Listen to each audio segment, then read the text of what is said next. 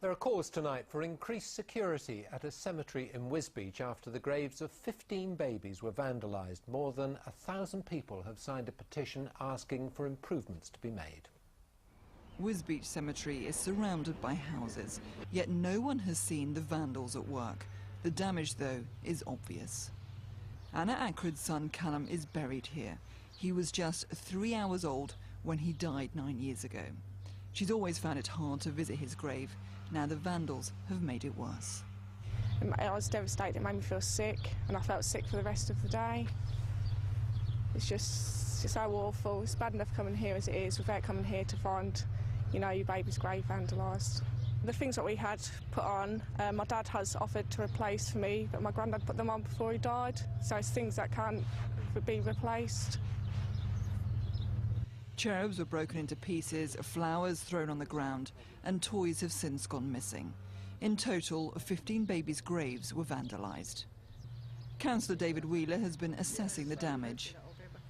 This is an example of some of the damage that's been done to some of the graves, and this is one of them. And I'm hoping that we can repair this one. He's relieved his 17-year-old daughter's grave wasn't affected and hopes it will never happen again. At least we can restrict the situation to security-wise, to make sure that it at least doesn't happen that often. And that's the biggest impact we can make on behalf of the now devastated parents of these graves. A petition has been launched to improve security, and police have stepped up their patrols. The parents who laid their babies to rest just want them left in peace. Debbie Tubby, BBC Look East, Wisbeach. A judge has ruled that Lord Hanningfield can't claim parliamentary privilege to stop him being prosecuted over claims of fiddling his expenses. Lawyers for the former leader of Essex County Council had argued only Parliament could decide any action against him.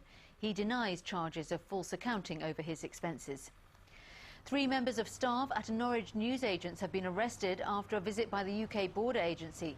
A tip-off led to the raid on St John's News in St John's Close on Tuesday afternoon.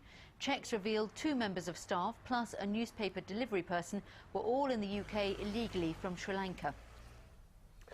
Now, if you've been watching Springwatch on the BBC, you'll know that bees are an essential part of our ecosystem. Some people believe we couldn't exist without them. So, with the population of bees dying out, one farmer from Norfolk is on a mission to increase their numbers. Catherine Nash has been to meet him. There they are. That's about a week old, that one. For Chris Skinner, bees are a passion. After years of arable farming, he noticed numbers dwindle. So he set aside 100 acres of farmland for bees to use as a nectar point. 70% of the UK land area is farmed intensively for agriculture, and that agriculture is quite hostile to insects and to other creatures out in the countryside. So the important thing is to try and reverse that trend of decline of bees. If we lose the bees, it's said that we'll probably become extinct as well. This is a red-tailed bee. It's just one of 70 species found here. Flying at around 20 miles per hour within a mile radius of the nest, bees communicate by dancing. The faster the dance, the more nectar there is to be found. Over the last few years, the bee population has rapidly declined. But what can we do to ensure numbers increase again? There's a huge range of perennials that are available for a small garden. Things like Nepeta, Salvia at this time of year, penstemons, they're a good one that's now coming out for the smaller bees, getting the sort of tubular flowers. And if you've got a shady spot, something like foxgloves. The plight of the bumblebee is well documented, and for bee lovers like Chris, saving these tiny creatures has become a mission. He says without them, the world we live in would be a very different place. Catherine Nash, BBC Look East, Norfolk. More than £500,000 has been raised towards a new hospice in Ipswich. The Treehouse appeal was launched in March with a target of £3 million. Today the figure stands at £528,000. This weekend, the former home of Edith Pretty, the woman behind the famous excavations at Sutton, is being opened to the public. Tranmere House near Woodbridge has stood empty of furniture for some years, but now the 1930s era has been faithfully recaptured. Kim Riley has been along for a preview.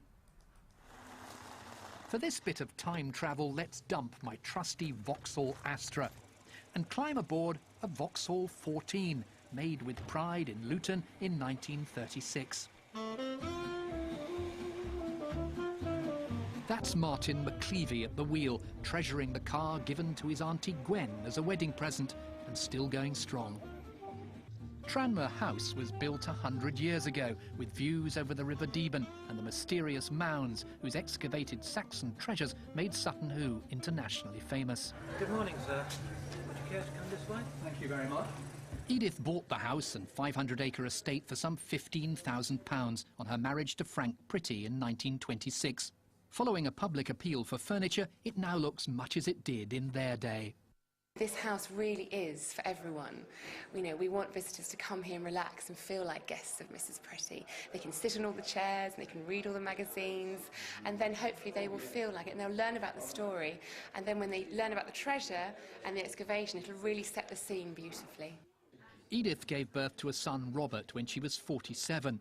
Her grandchildren, David and Penny, happy to see some of the couple's treasures, like this grandmother clock, reunited.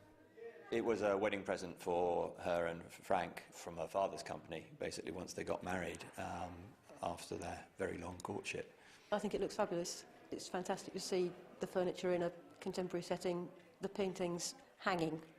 I think really does lend a feel to the house. This was once Edith's bedroom, where some of the Sutton Hoo treasure was stored under her bed. And they've recreated the sorting shed where archaeologist Basil Brown pored over his finds. A new era for Edith Pretty's home.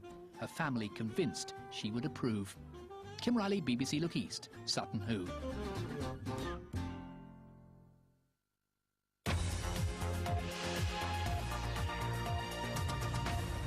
You're watching Look East from the BBC.